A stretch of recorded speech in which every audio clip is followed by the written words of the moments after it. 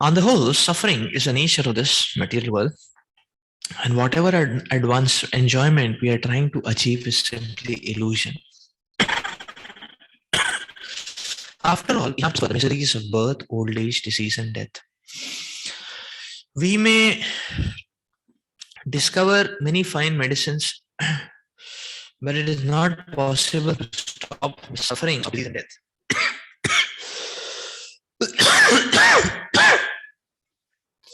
Actually, medicine is not the counteracting agent for either disease or death. On the whole, there is no happiness in this material world, but an illusion person works very hard for so-called happiness. Indeed, this process of working hard is actually taken for happiness. This is called illusion. Therefore,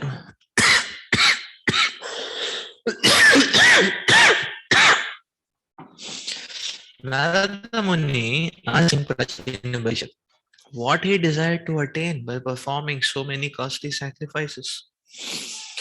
Even if one attains a heavenly planet, he cannot avoid the distress of birth, old age, disease, and death. Someone may argue that even devotees have to undergo many distresses in executing austerities and penances. Connected with devotions. Of course, for the neophyte, the routine of devotional service may be very painful. But at least they have hope that they will ultimately be able to avoid all kinds of distress and achieve the highest perfectional stage of happiness. For the common karmis,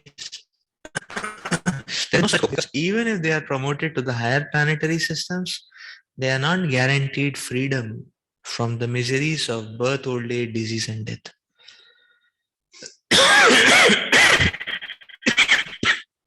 Even Lord Brahma, who is situated in the highest planetary system, that is Brahma Loka, has to die. From Brahma's birth and death,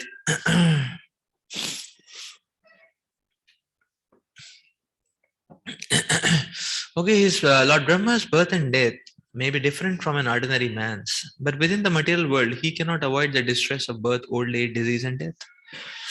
If one is at all serious about attaining liberation from these miseries, he must take to devotional service. This is confirmed in the Bhagavad Gita by the Lord himself. 4.9 Janma karma chame divyam evam yo vetti tatvatah tatva devam punarjanma naiti mamiti suarjunah. One who knows the transcendental nature of my appearance and activities does not, upon leaving the body, take his birth again in this material world, but attains my eternal abode, O Arjuna. Thus, after attaining full Krishna consciousness, the devotee does not return to this material world after death.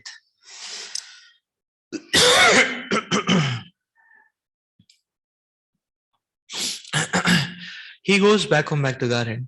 That is the perfect stage of happiness, unblemished by any trace of distress.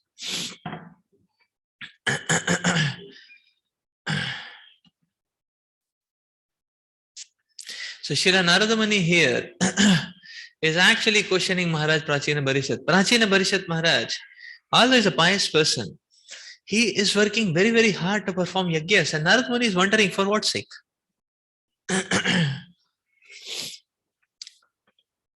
For what sake? What is it that one is going to get out of it?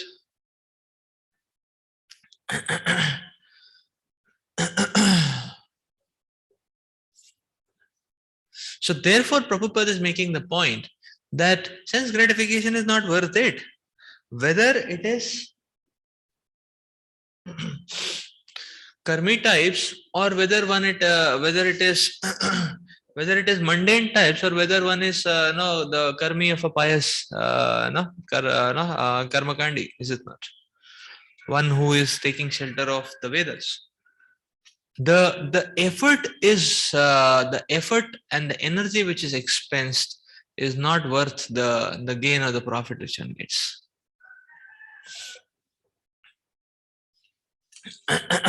So two things Prabhupada is explaining. One is The profit one may get very little. That means the kind of happiness one gets very little in terms of the effort which one has to spend. And secondly, that's one kind of phenomena which may happen. Other kind of phenomena is that one may get a lot, but it is not a lot absolutely. It is a lot only in one dimension. Now, if the degree of magnitude in one dimension is very high, one may say, okay, I am getting so much. But the more one gets on one dimension, the more will be taken or withdrawn on the other dimension. That's what is going to happen. So, so sometimes, so some people they may not get say money, in a very big way, but their struggles would not be much, is it not? Mentally they are fine, No. On the other hand, another person may get a lot of money but it's only on the money scale. It's not that he has got happiness. He will have a lot of terrible mental and relationship problems. So to one who gets more on one dimension, he will get that much magnitude less in the other dimension. This is the second point what Prabhupada is saying. The problem is we get illusioned by seeing more on just one dimension.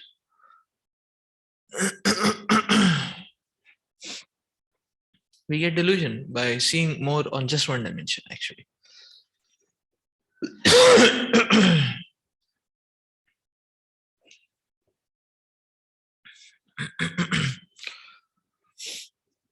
So that's a big problem, actually. So it's ultimately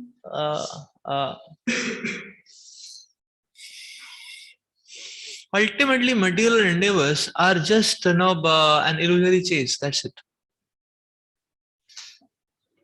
So this is what we have to remind us. So that's why Narada Muni, out of his great compassion, he's appealing to Maharaj Prachin Bhari. Why are you wasting your time?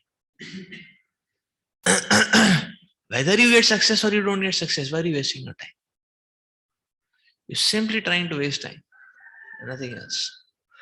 So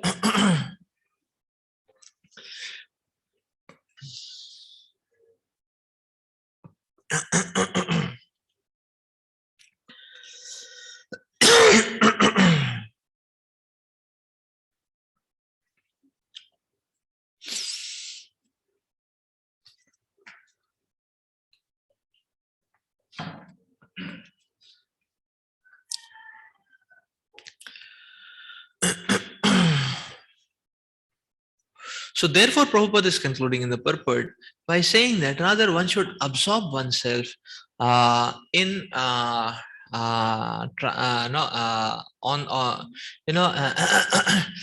in understanding the Supreme Lord, His activities, His qualities. And obviously, this understanding is not just theoretical understanding. One absorbs himself by service as well. So it's a holistic understanding. So that's why Prabhupada is concluding Janma Karma Chame Divya. So material world end is always going to come.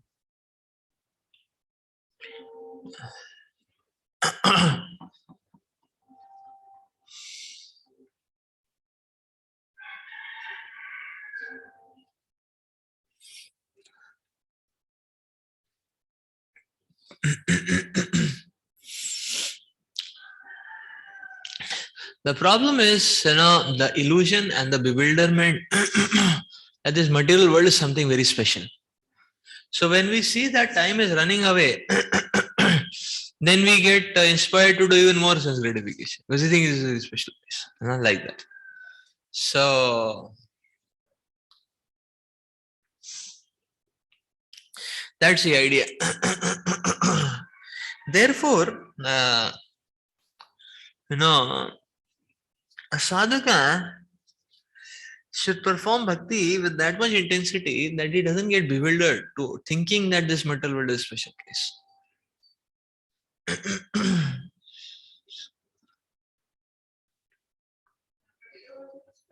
It's not a special place.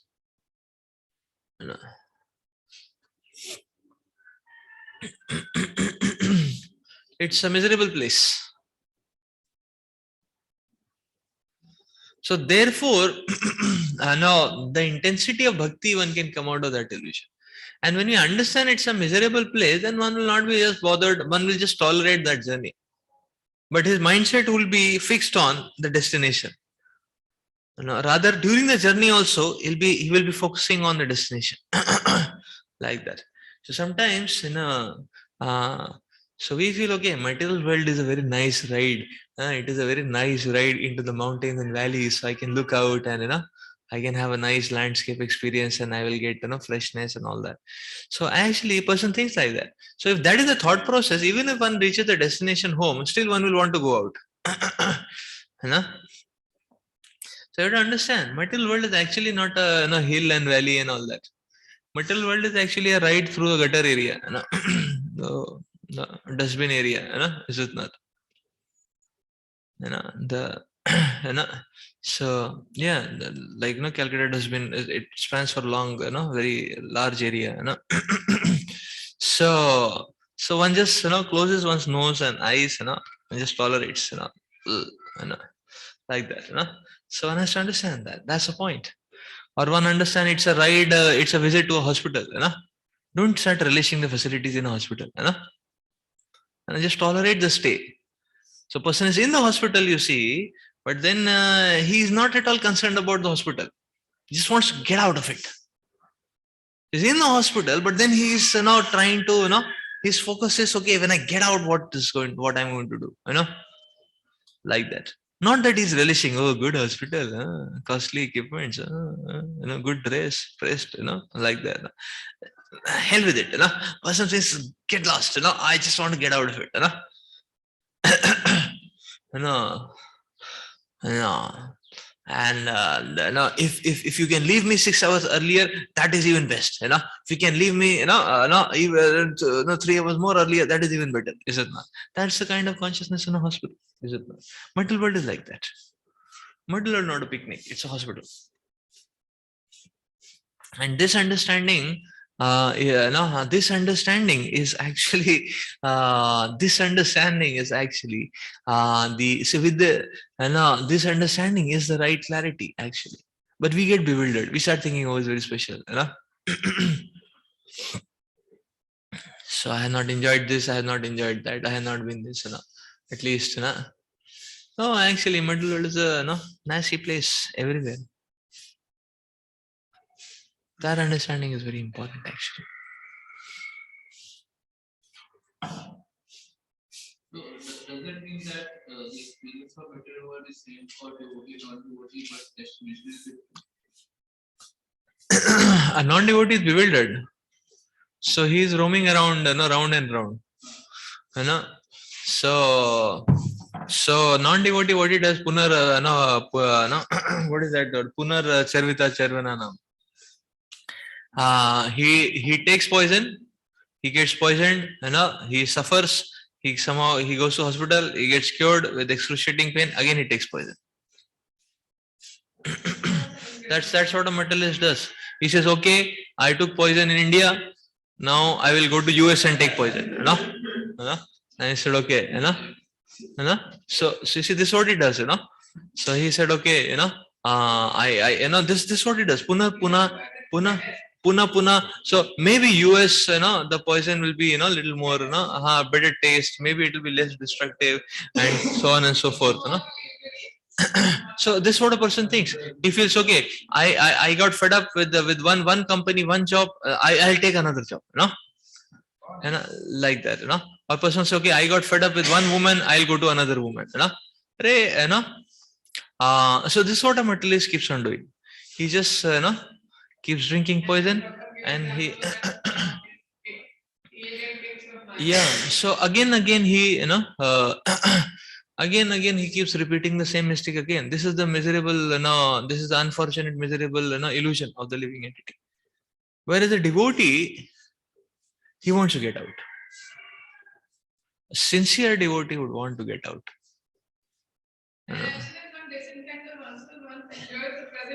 So one understands, I have done, I am done with this material world. This material world has nothing to offer. This material world cannot offer. It can only capture and give me misery. I'm done with this material world. I want to serve Krishna. Getting out is the destiny. Getting out is the proclivity. Yeah, in the present moment, it's a proclivity. It's a desire. It's a samutkantha. I want to get out. Actual getting out will require struggle, is it not? It requires good amount of combat and struggle. But the devotee is steadfast in that determination. Whereas a materialist, he is, materialist is doing round again, like that, yeah. So, yeah. So it's he doesn't take much time. Immediately he lands back again. Devotee, he takes time. The more sincere a devotee, the more time he takes. Like criminal, he's beaten up. He's thoroughly thrashed up in the material world, in the prison. Then he's released because okay, chalo, abhi sudhar jana. Materialist, what he does in 5 minutes, he'll come back again. The materialist, 5 minutes he'll come back again. Like that. Devotee, okay, not so sincere devotee, he'll come back after 2 days, a little more sincere, he'll come back after 1 week, a little more sincere, he'll come back after 1 year, very sincere, he'll not come back, like that. You got the point. Materialist, as soon as you release him, 5 minutes he'll come back. He'll come back to the jail again, So after going out, he'll murder the guard only, there only, Again he'll put in the jail, Yeah. Again he's released. As soon as he's released, he'll murder the guard there itself. Again he'll be put in jail, Like that, Or he'll murder some civilian there itself, Like that. That's a materialist, That's what he'll do, But a person who is, sincere means don't commit the same mistake again. Sincere means don't commit the same mistake again. That okay, I was cheated by Maya last time. This time, oh Krishna, I don't want to get cheated. That's a sincere.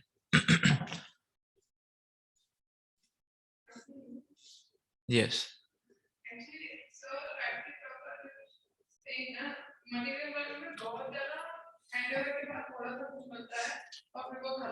Yes.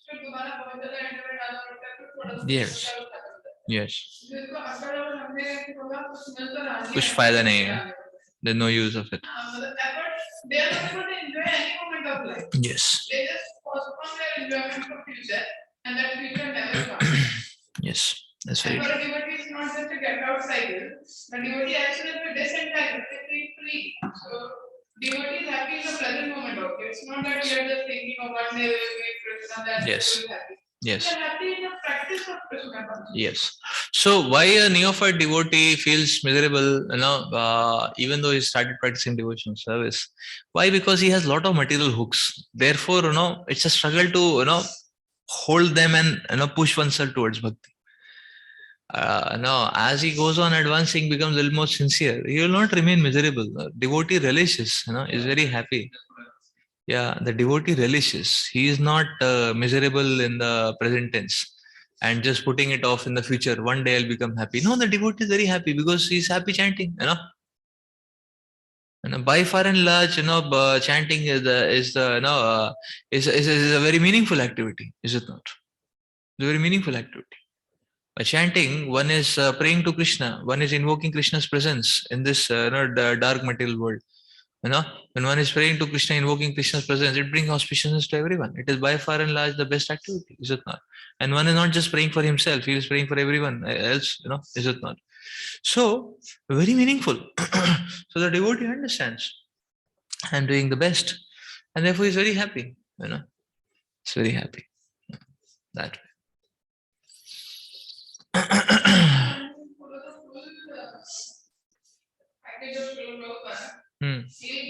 Yes.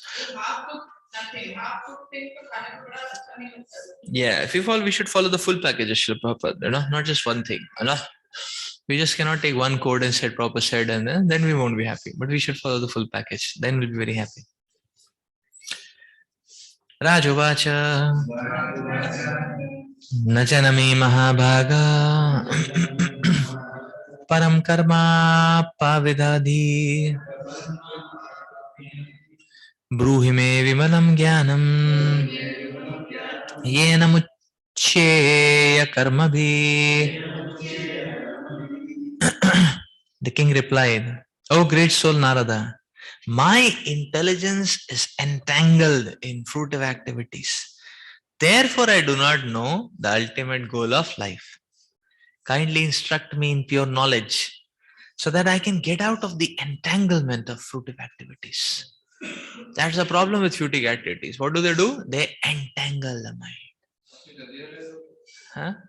Next verse में like next verse में like Yeah, because actually he's a pious man, you know.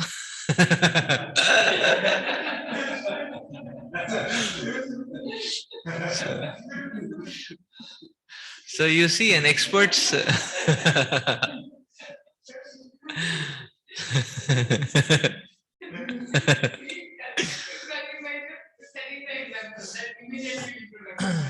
yeah. So he's a pious man. so So actually, what happens is that technically what is happening is that because of the presence of great souls, what happens is for the time being the person gets out of his illusion, but that's only for a temporary period. Now, in that temporary period, one's heart, mind, senses, everything becomes open. And now, if he takes a message very seriously, that message will go into his very deep into his existence. Why? Because with the temporary presence of the effect of a pure devotee, uh, he got out of illusion for the time being, and in that situation or that momentary period of getting out of that illusion, if one takes very strongly holds on to what he got, makes a commitment, becomes very convert the inspiration into commitment and all that, now when that association goes away, then that effect will go away. Again, illusion will come. But now because one is committed, and if he he is more likely to stand to that commitment, and that is actually what is going to purify him for a longer period of time. You understood what is happening, So it's not that okay, it's done. Prachin Bari Maharaj has realized that he has to get out of the entanglement. Now it's become Mahabhagavad. No. He has realized because Narada Muni is standing in front of him. It's not you or me standing in front of him. It's Narada standing in front of him. So because such a Mahabhagavat Paramahamsa Acharya is standing, because of his presence, his buddhi has got awakened for the time being, not for eternally. And now, so he is going to get a very solid proper message. And if he hooks on to that, commits to that, then that commitment will purify him for a longer period of time. Commitment to follow. So that's the point. So that's exactly what's happening, So it's not that one, like Ajamil. Ajamil saw the Vishnudutas. The Vishnudutas helped him. They saved him from Yamadutas, And they saved him from Yamadutas, but they didn't took him to the spiritual world. He said, "Arey, बचा लिया तो लेके भी तो जाओ." He said, "बचा लिया ताकि भक्ति करो पहले, proof करके दिखाओ, फिर लेके जाएंगे." Is it not? You got the point, no? So the opportunity will be created. So pure devotee's presence can create an opportunity. But opportunity to take benefit of that opportunity, then only the transferring will happen. The promotion will happen. The promotion will not happen just because of presence of pure devotee. Pure devotee will create an opportunity. When one works in that opportunity, then his promotion and transfer will happen to the spiritual world. Very interesting.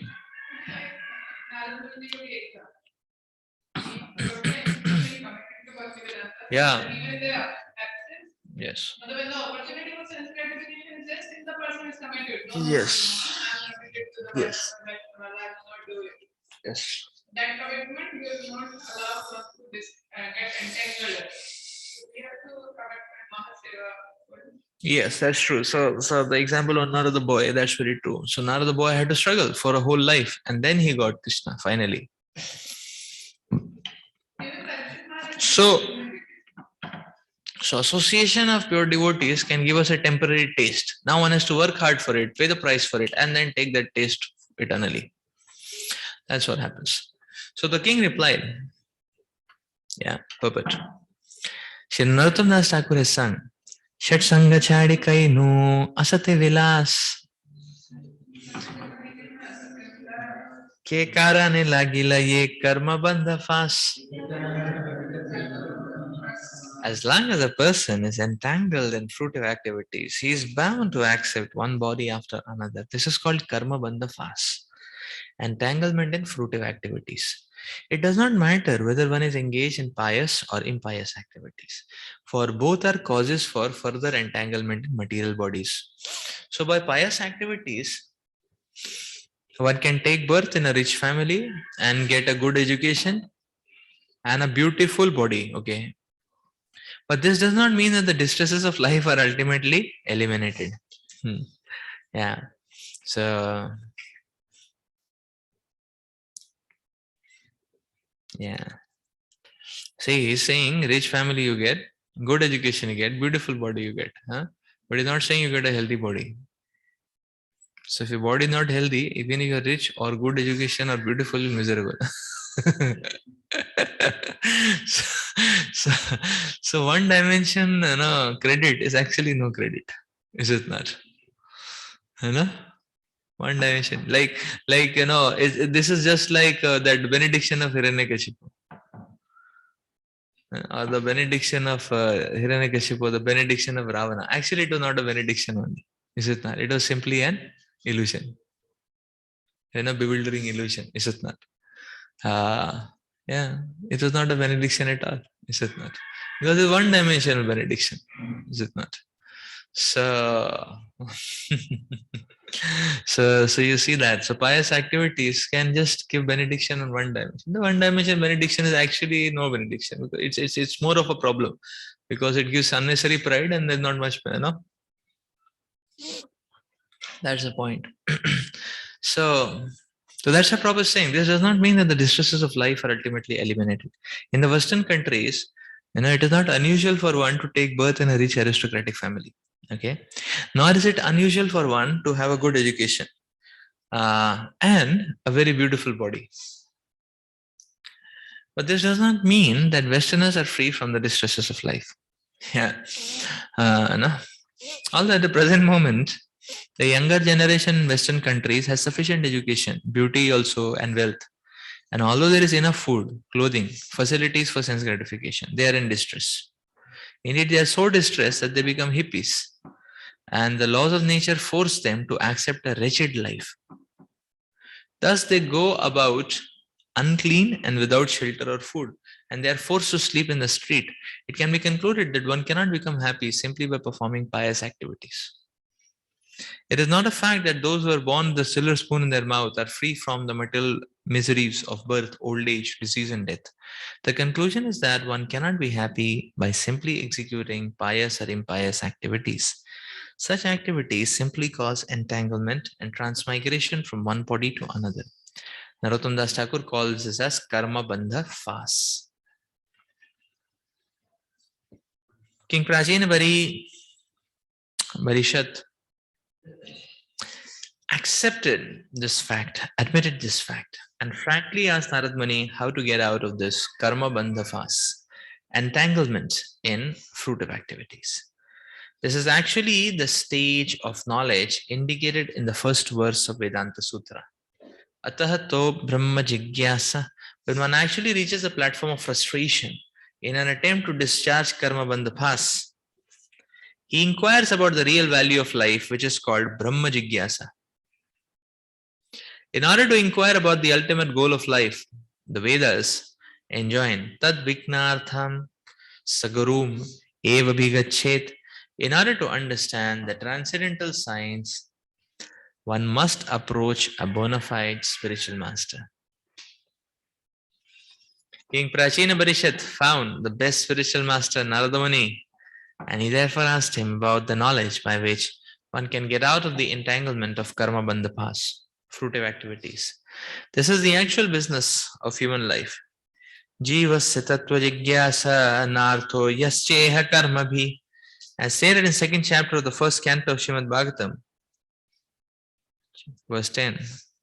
A human being's only business is inquiring from a bona fide spiritual master about extrication from the entanglement of karma bandha fast.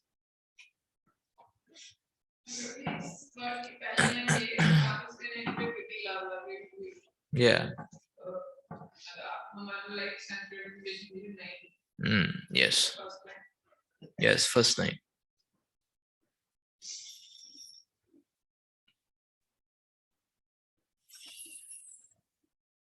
So here, Srila Prabhupada is talking about, you see, these fruitive activities, the karma bandha path is good for nothing.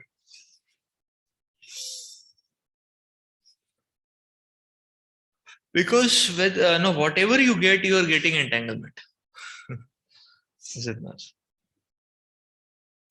Like it doesn't matter what color wine you drink, whether it is green wine or black wine or red wine or brown wine or yellow wine, wine is injurious to health. Wine is going to intoxicate, is it not? So it doesn't matter. Similarly, material world, whatever you get, piety, impiety, it's just blue wine, green wine. That's it.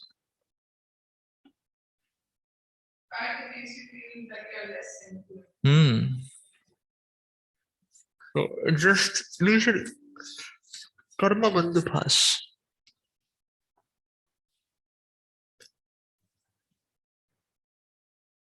So one may get one particular facility, but that doesn't mean he'll be happy. That's the point, actually. So we are simply wasting our time. We're simply messing up, wasting out. Somebody thinks, if I become US citizen, I'll be happy. Somebody thinks if I get an American girl to marry, I'll be happy. Somebody is feeling, if I get children, I'll be happy. Somebody thinks if I get, if I can purchase a bungalow here in this locality, I'll be happy. So we may get what we want. If we work, if we try, cry, we may get what we want eventually. This life, next life, whenever, But that doesn't mean we'll be happy. If you want happiness, better you should give up everything else and just become serious in Krishna consciousness. Increase the seriousness in Krishna consciousness. So you give up the longing for everything else and just be focused on Krishna consciousness. Karma bandha pass. Everything is an entanglement. Everything is binds and blinds. So what resume, what scores one has doesn't matter. Like that. Okay, read ahead. Yes, question. How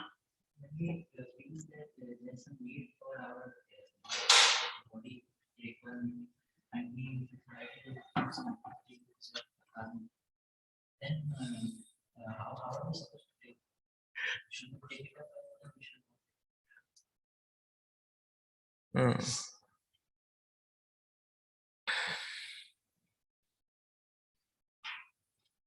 Yeah. Okay. So material activities, karmic activities. How much to take it up? Oh, we should, so best just don't take it up. It's very simple, So if you are happy and satisfied, well and fine. If you are not, take up a little, then check.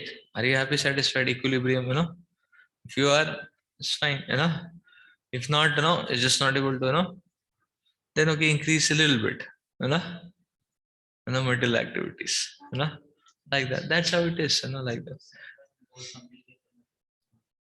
Yeah, so one has to regulate it, how much to take it up? Bhaktivinoda Thakur says at least don't do material activities more than 8 hours a day. Very simple. Is it at least 8 solid hours take out for Krishna? Is it not? So, but if one can take out 10 hours, very nice. It won't get cut from sleep because sleep one cannot help it. Is it not? It will get cut from material endeavors. Is it not? One can take out 14. Very nice. The point. It all depends on So basic principle is what? Do the minimum.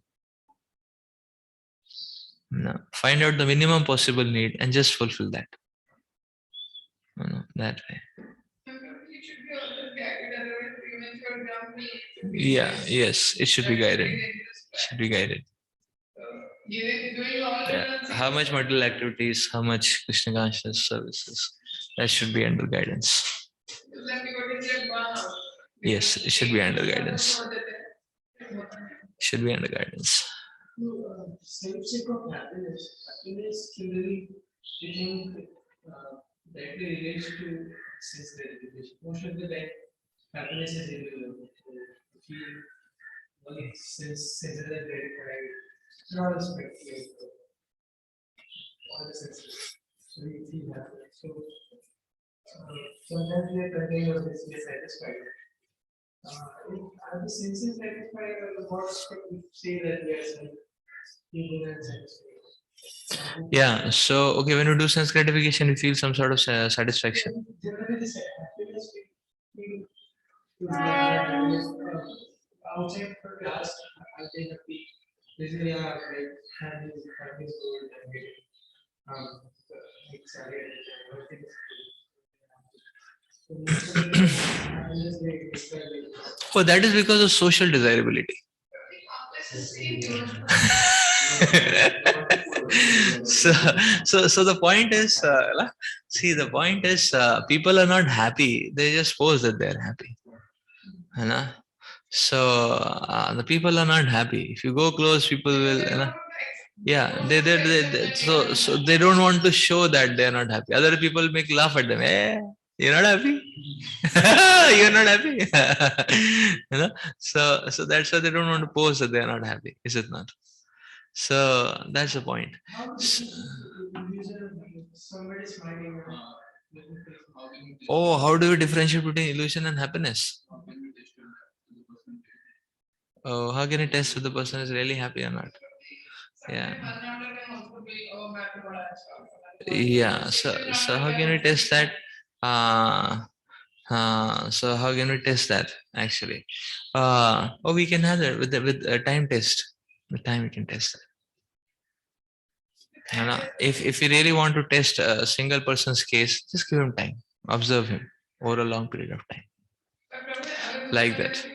So but the basic point is that we have enough statistics already.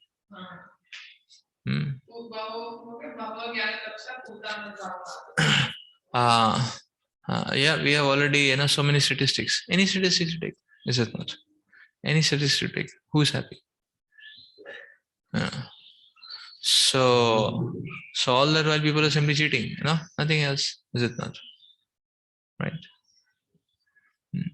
So time test, is it not? That which is material cannot last. And therefore material tendency cannot last. So sometimes, so material tendency is going to be dangerous. So how is it? Time will tell. That's the point. Like Bill Gates, is successful, very happy, accomplished, role model, people used to think like that for a very long time, and then, divorce is just one thing, other things are also there, divorce is just one thing, abuse, sexual abuse. So that reflects that, what good that wealth brought about satisfaction to him? Nothing, is it not? So with time we can understand, is it not? But if you just take 1 day snap, 2 day snap, 1 year snap, 10 year snap, we will not. So therefore, okay, we can see a few examples. How many examples you see till the time we get convinced, But the Shastras are telling, take it as a thumb rule, all these smiling faces are deceptive. They're cheating faces, is it not? The smiling face, crying heart, is it not? It's actually smiling face, crying heart, is it not? So that's the point, is it not?